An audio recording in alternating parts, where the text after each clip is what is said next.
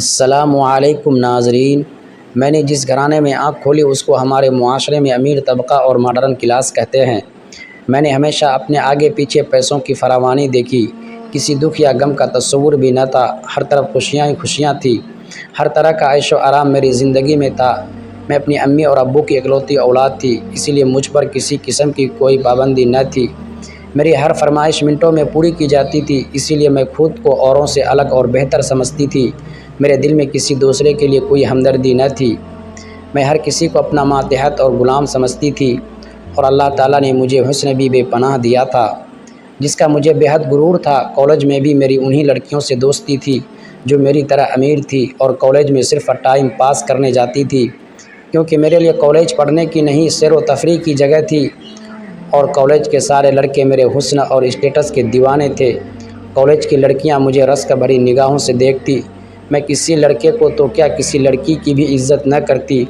College کے سارے لڑکے میرے آگے پیچھے گھومتے اور مجھ سے بات کرنے کو ترستے، جبکہ میری نظر میں ان حقیر اور غریب لڑکوں کی کوئی ویلیو نہ تھی۔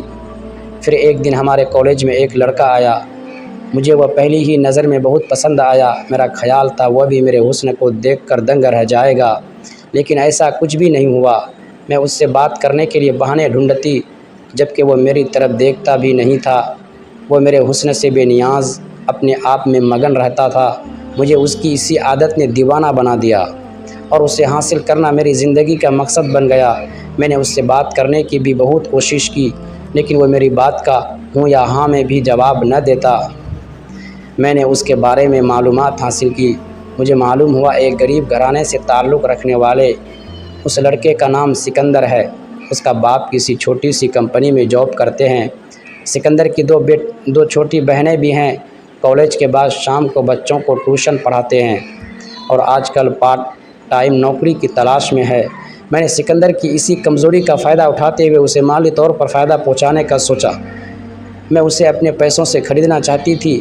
پھر میں نے ابو سے سکندر کی نوکری کی بات کی۔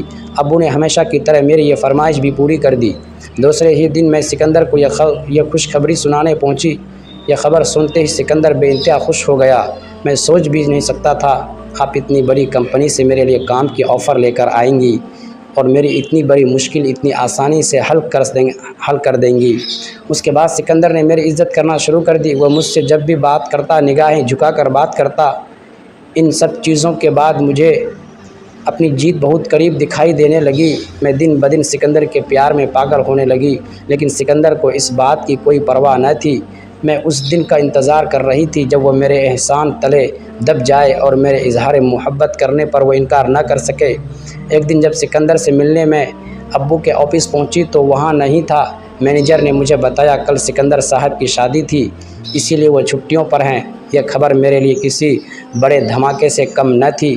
میں یہ سوچ بھی نہیں سکتی تھی کہ وہ میرے علاوہ کسی اور کا ہو جائے گا۔ یہ بات میرے دماغ سے نکل ہی نہیں رہی تھی، اور میری حالت کسی دیوانے سے کم نہ تھی۔ سکندر کو حاصل کرنا اب میرا جنون بن چکا تھا۔ میں کسی بھی صورت سکندر کو کھونا نہیں چاہتی تھی۔ میں اس کی محبت میں اتنا آگے جا چکی تھی کہ پیچھے پلٹنا اب ناممکن تھا۔ میں اس کی بیوی سے مل کر یہ دیکھنا چاہتی تھی کہ کیا وہ مجھ سے زیادہ خوبصورت ہے۔ ایک دن بغیر بتائے میں سکندر کے گھر چلی گئی۔ بہت پرانا گھر تھا، میرا تو دم گھٹ رہا تھا۔ سکندر نے اپنی بیوی سے ملوایا۔ اس کا نام نسرین تھا، اور وہ سکندر کی چچا زاد کزن تھی۔ وہ بہت عام سی لڑکی تھی۔ میں نے اس میں ایسی کوئی خاص بات نہیں دیکھی کہ سکندر جیسے خوبصورت انسان کی وہ بیوی کہلائے۔ سکندر اور اس کی بیوی مجھ سے بہت محبت سے ملے۔ مجھے نسرین سے بے انتہا نفرت محسوس ہونے لگی، اسی لیے سکندر کے لاکھ روکنے پر بھی میں بنا کچھ کھائے پیے سکندر کے گھر سے لوٹ آئی۔ سارے راستے سکندر اور نسرین کے بارے میں سوچ رہی تھی۔ میں جتنا سوچتی اتنی ہی نفرت نسرین کے لیے میرے اندر پیدا ہونے لگی۔ اسی دوران اچانک میری نظر سڑک پر لگے ایک بورڈ پر پڑی، جس پر لکھا تھا آپ کے ہر مسئلے کا حل صرف میرے پاس موجود ہے۔ میں نے وہیں گاڑی روک دی اور دروازے سے اندر داخل ہو گئی۔ اندر داخل ہوئی تو دیکھا کمرے کے کونے میں کالے کپڑوں میں ملبوس ایک عورت بیٹھی ہے، جو شکل سے کافی ادھیڑ عمر لگ رہی تھی۔ اس کے گلے میں مختلف قسم کی رنگین مالا تھی۔ اس کے آگے پیچھے کافی لوگ جمع تھے۔ مجھے دیکھتے ہی اس عورت نے ہاتھ کے اشارے سے لوگوں کو جانے کو کہا۔ میں نے تفصیل سے اس عورت کو اپنے سکندر کے بارے میں بتایا اور نسرین کے بارے میں بھی بتایا، اور یہ بھی کہا میں سکندر کو حاصل کرنے کے لیے کسی بھی حد تک جا سکتی ہوں۔ اس نے میری بات کو غور سے سنی اور دوسرے دن آنے کو کہا اور مجھے یقین دلایا کہ بہت جلد سکندر تمہارا ہوگا۔ مجھے اس عورت کی باتوں میں سچائی نظر آ رہی تھی۔ میں دوسرے دن وعدہ کر کے چلی آئی۔ پتہ نہیں کیوں مجھے اس عورت سے بات کر کے یقین ہو گیا تھا کہ سکندر اب صرف میرا ہونے والا ہے۔ اس رات مجھے سکون سے نیند آئی تھی۔ دوسرے دن میں مقررہ وقت پر اس عورت کے پاس پہنچ گئی۔ آج وہ کمرے میں اکیلی تھی۔ وہ کچھ دیر آنکھیں بند کیے بیٹھی رہی، پھر مسکرا کر مجھ سے مخاطب ہوئی۔ اس نے مجھ سے سکندر کی بیوی کی ایک تصویر اور ایک جوڑا شلوار قمیض لانے کو کہا اور بتایا یہ عمل کافی مشکل ہے۔ اگر تم یہ عمل کروانے پر راضی ہو جاؤ تو اگلے 6 مہینے بعد چاند کی 14ویں تاریخ کو 4 دن یہ عمل مسلسل کرنا ہوگا، اور عمل کے لیے شہر سے دور ایک ویران علاقے میں جانا ہوگا۔ اس عمل کو کرنے کی قیمت 1,00,000 روپے ہوگی، لیکن اس عمل کے بعد سکندر کی زندگی صرف تمہاری ہوگی۔ اگر تمہیں منظور ہو تو اگلی بار پیسے لیتے آنا۔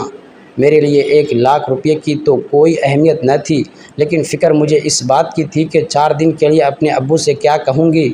اور دوسرا مسئلہ میرے لیے سکندر کی ایک تصویر اور نسرین کی تصویر اور اس کا جوڑا تھا، جس کو حاصل کرنا میرے لیے کافی مشکل تھا۔ اسی لیے اس وقت عورت کی بات سن کر خاموشی سے لوٹ آئی۔ میری سمجھ میں نہیں آ رہا تھا کہ مجھے کیا کرنا چاہیے۔ اسی لیے ناظرین کرام، اگلی قسط دیکھنے کے لیے ہمارے چینل کو سبسکرائب ضرور کیجیے گا۔ شکریہ۔